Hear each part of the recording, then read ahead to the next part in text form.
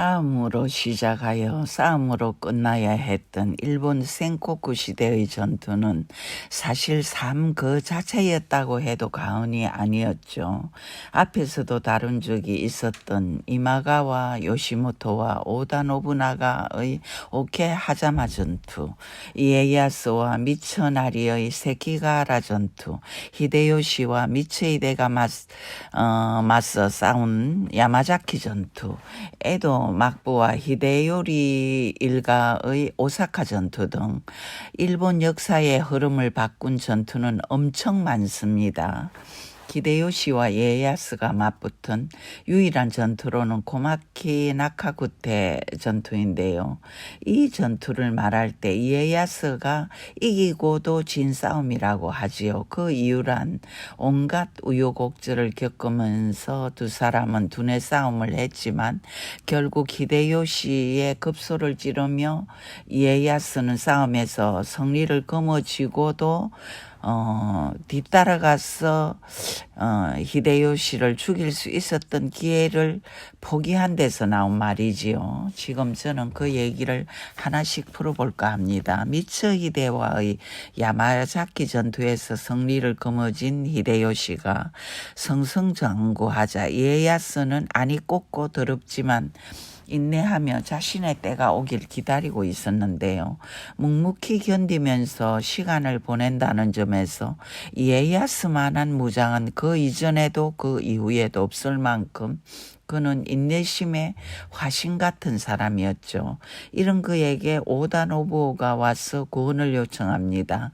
오다 노부오는 오다 노부나가의 둘째 아들로 아버지의 죽음 후 충분히 후계자가 될 수도 있었던 위치에 있었지요. 얼굴도 잘생긴 그의 아버지를 가장 많이 닮았던 무장인데요. 사실상 키요스 해이 이후 주도권을 히데요시에게 뺏긴 그는 그의 계략에 휘말려 혈육인 노부타카를 죽게 만들지요.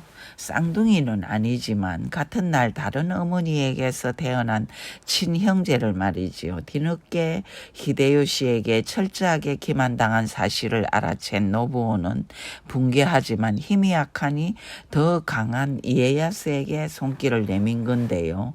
옛날이나 지금이나 세상엔 믿을 사람이 단 한 명도 없다는 건 진리인 걸까요?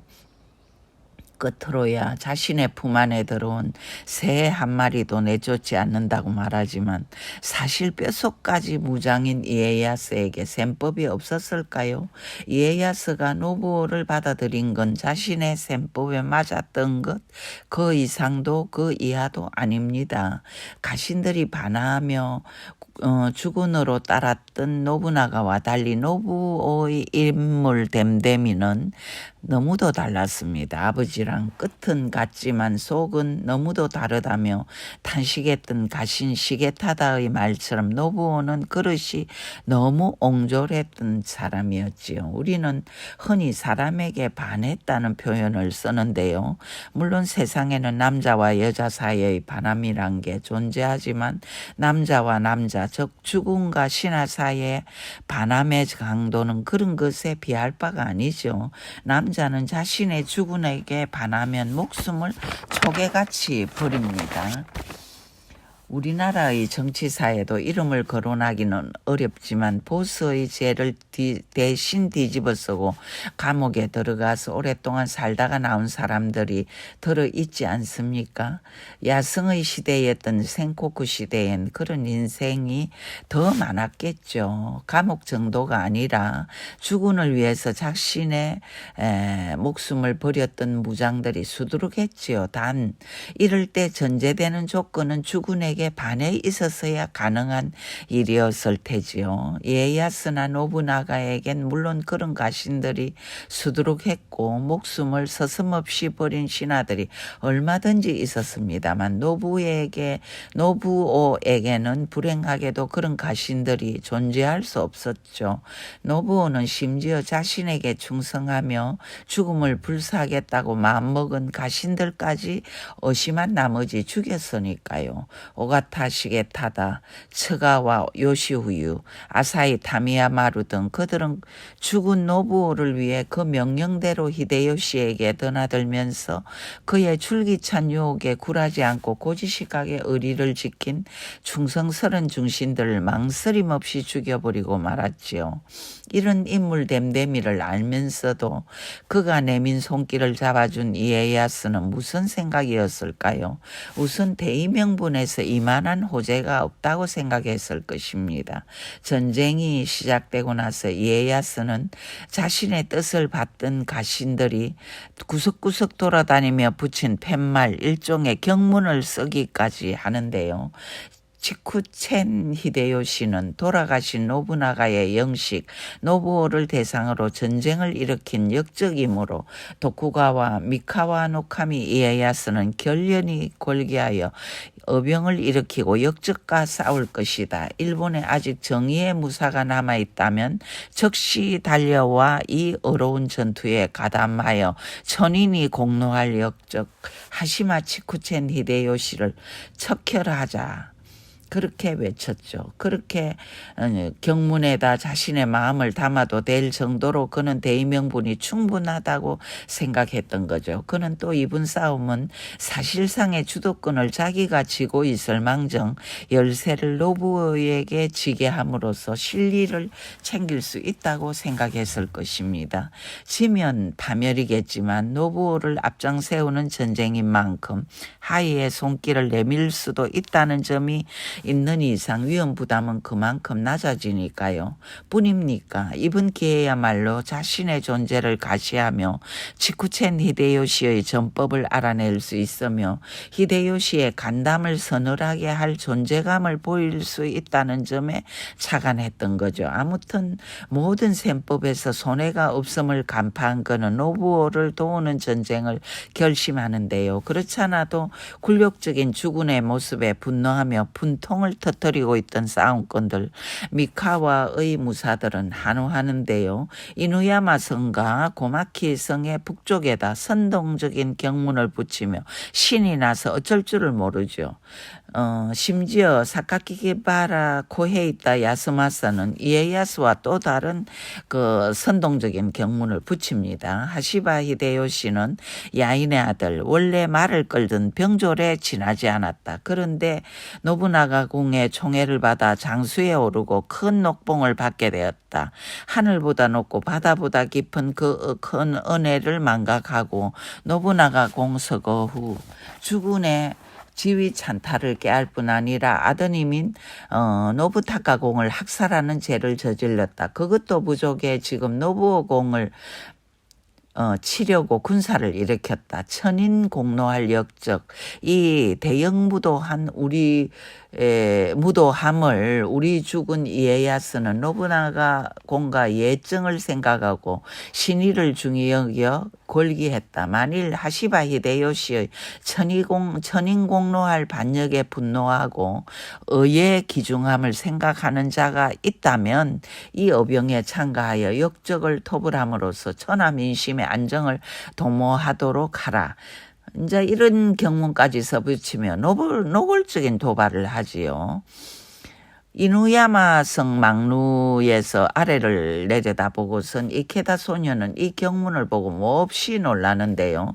아들 모토스케와 함께 히데요시를 강하고 담대한 실력자로 알고 있는 데다 공을 세우기 위해 혈안이 되어 있었고 마침내 성주 칸자에몬이 없는 틈을 타 고마키산 근방의 이누야마성을 점령해 사기충천에 있었는데요. 주군의 욕을 서슴없이 쓴 팻말을 보고 놀란 거지요. 그의 옆에는 사위 산자에몬과 아들 모토스케가 있었는데요. 그들 역시 분노하지요. 예나 지금이나 사람에겐 자기만의 컴플렉스라는 게 있지 않겠습니까? 히데요시에겐 아시카루의 자식 말멍이 적군 따위의 가거지사가 씻을 수 없는 상처가 되어 있는 판에 이런 걸 써붙여놨으니 기가 막힌 거지요. 결국 세 부자는 코마키야마를 손에 넣기로 작정하고 계획을 세우는데요. 이누야마 성을 손에 넣었으니 이에야스의 본진이랄 수 있는 미카와를 일단 손에 넣겠다고까지 벼르는데요. 이케다 소녀는 사실 매우 선량하고 유순한 인품으로 그는 소년 시절부터 노부나가를 섬겼고 노부에게 적개심을 품을 이유가 없었지만 죽은 노부나가가 혼노사에서 목숨을 잃었을 때 이미 자신의 인생은 끝났다고 생각했었지요. 그리고 나서 히데요시와 함께 원수인 미처히데를 처부수는 전쟁을 수행하고 자연스럽게 그의 희하로 들어간 장수인데요. 이미 주군이 된 히데요시가 적대시하는 노부 그리고 이에야스와 전투를 하지 않을 수 없는 입장이 된 거지요. 이때 아들 모토스케가 오와리 쪽의 마을에 불을 지릅니다. 모토스케는 매우 영리한 무장으로 선량하기만 한 아버지가 안타까웠죠. 아버지는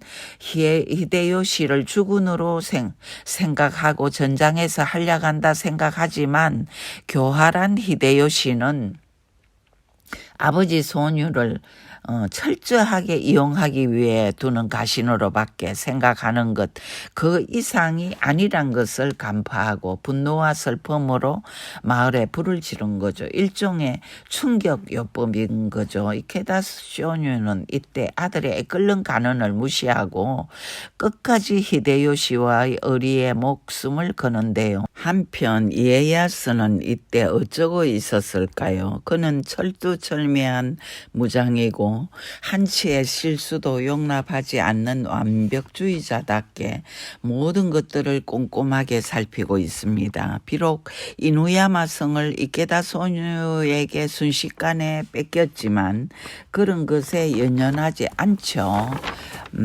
전장에서의 패배는 상식적인 것이고 한 성에서의 패배가 전체를 좌우하지도 않으니까요. 더구나 이누야마 성은 지금까지 노부의 영향력 아래에 있는 성이었으니 자신의 자존심은 손상시킬 염려도 없습니다. 그는 자신의 사이 노부마사를 불러 이케다 소녀의 사이 무사시노카미 나가요시랑 한판 붙으라고 명합니다. 경문을 썼던 사카키바라 야스마사와 함께 점심까지 든든히 먹고 고맙기 전투로 나아가는 오쿠다이라군.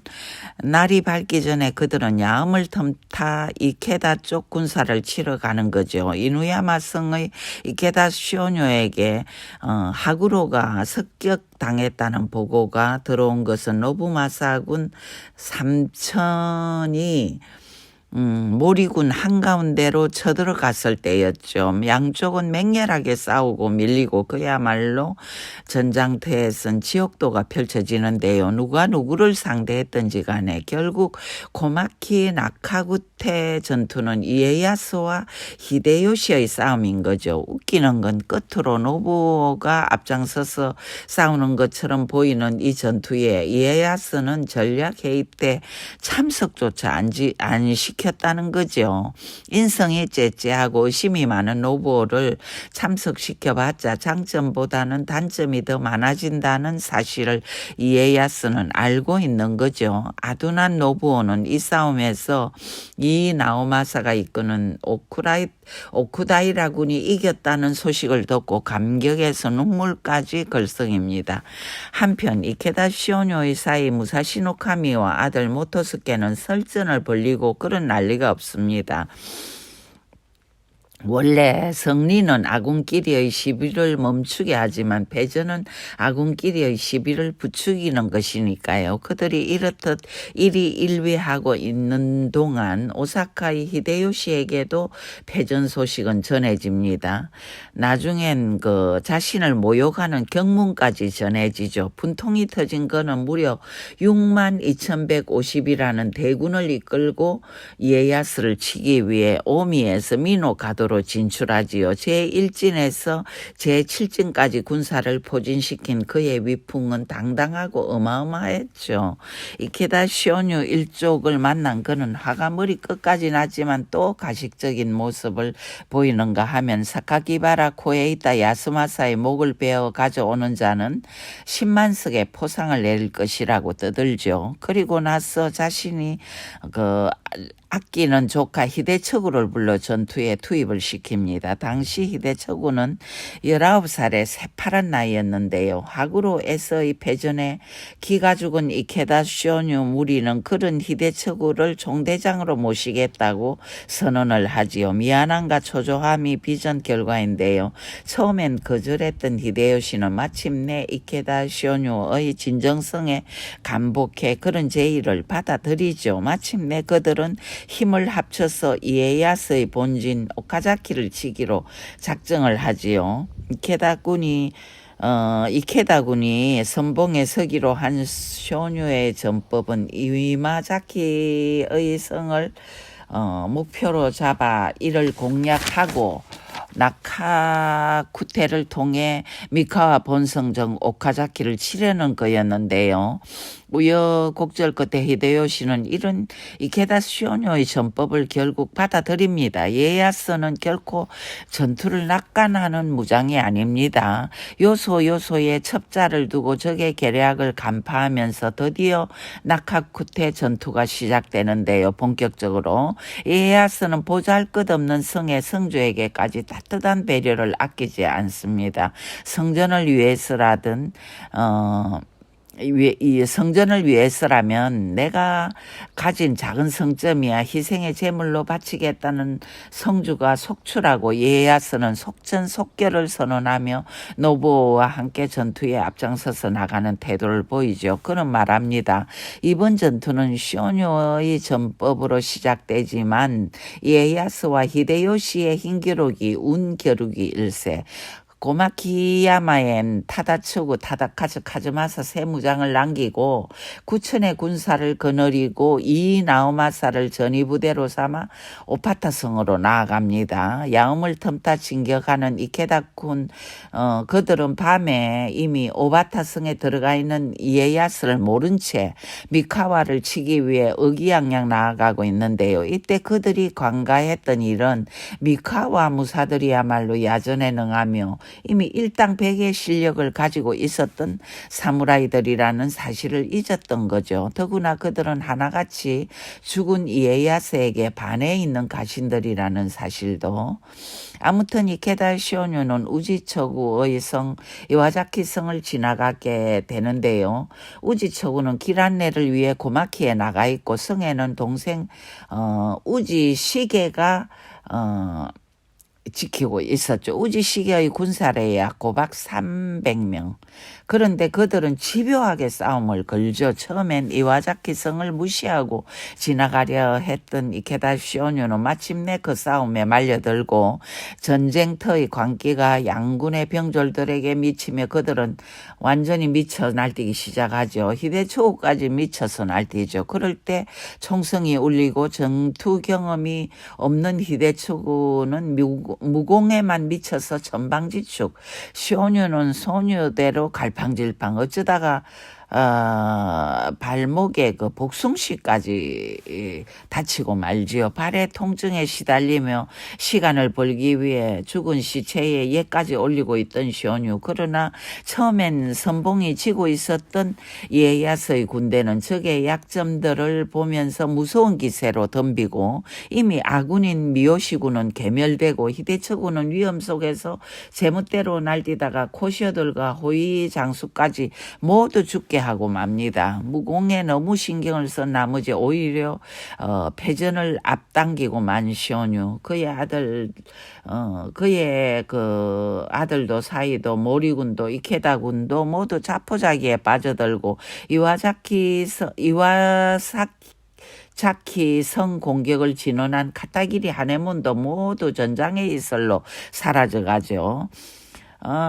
그 발목뼈를 다친 그 시온유는 엄청난 통증에 시달리며 주저앉고 카쿠테 내에서 고마키 주변에 토쿠가와 군과 전투를 벌이고 있던 히데요시는 마침내 화려한 짐바우리 차림으로 뒤도 돌아보지 않고 시온유가 있는 나카쿠테 쪽으로 달리는데요. 이미 그때 이케다군은 패전하고 시온유와 그의 아들 모토스케는 이에야스의 코쇼들에게 그 목이 잘린 다음이었죠.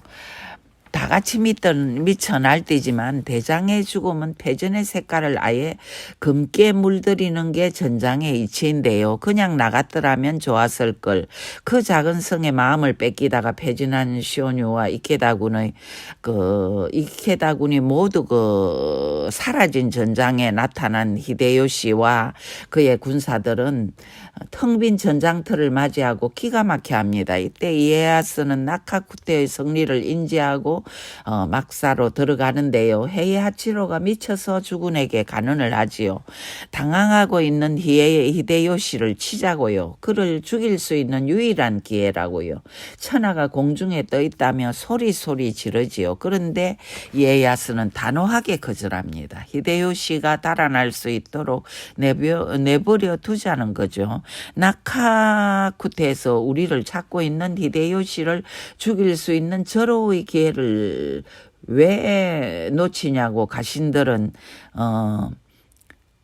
미쳐서 날뛰는데요. 그 이에야스는 말합니다. 나는 히데요시만큼 힘을 가지지 못해서 지금 흥분해서 이 성을 잃고 히데요시를 공격하면 노부나가를 대책 없이 습격한 미처히데와 같은 꼴을 당한다. 미처히데는 이기고도 졌어. 히데요시가 그렇게 두려우냐고 가신 타다카츠는 불처럼 막 화를 내죠. 이에야스는 그러나 그를 무시하고 혼다 마사노부와 이미 다른 얘기를 하고 있습니다. 히데요시가 철수하는 모습을 조사케 하고 가능한 빨리 이미 진지를 구축해 놓은 고마키야마로 돌아가자고 말합니다. 그는 전쟁에 지친 걸까요? 진정 히데요시를 두려워한 것일까요? 어쩌면 이에야스는 히데요시가 죽은 이후의 천하를 다스릴 수 있는 실력이 자신에게 아직은 없음을 간파한 걸까요? 아니면 천하를 손에 넣을 그릇은 못 대고 서루가 토토미, 미카와 코슈, 신슈의 일부를 손에 넣은 것만으로 충분하다고 생각하는 걸까요? 아무튼 타다카츠는 분노에 떨며 미쳐 날뛰지만 이에야스는 끝내 히데요시의 죽임을 허락지 않습니다. 그리고 혼다와 미즈노 두 장수가 히데요시가 머물고 있는 곳으로 가서 야습하겠다는 척마저 끝내 거절하는 거지요. 사카이의 첩자지만 때때로 무사로 돌아오는 차야적 키요노부가 찬찬하게 앉아서 이에야스에게 마음을 물어보지만 그는 자신이 있는 곳에서 밤에 철수할 것을 언명하며 말합니다. 떠오르는 태양은 끌어내릴 수 없다. 지금까지 히데요시를 지켜준 신뿔이 갑자기 등을 돌리지는 않을 것일세. 이겨도 이익이 없고 패하는 날에는 큰 손해를 볼 야습을 나는 허락하지 않겠네. 그리고 그는 혼다 마사노부를 불러 새벽 1시 퇴각할 것을 명령하지요. 히데요시의 콧대를 꺾은 것만으로 만족하며 나카쿠테에서의 승리를 끝으로 재빨리 철수한 거죠. 이때 히데요시는 이에야스의 용병수를 직접 경험하고 그 실력을 절감했다고 하죠. 나아가서 이에야스를 자신의 가신으로 삼을 욕망을 갖기 시작했다고 전해지죠. 고마키 나카쿠테 전투에서 이에야스는 이기고도 졌다는 말은 그래서 나왔다고 소설엔 쓰여 있습니다. 오늘은 여기까지 하겠습니다.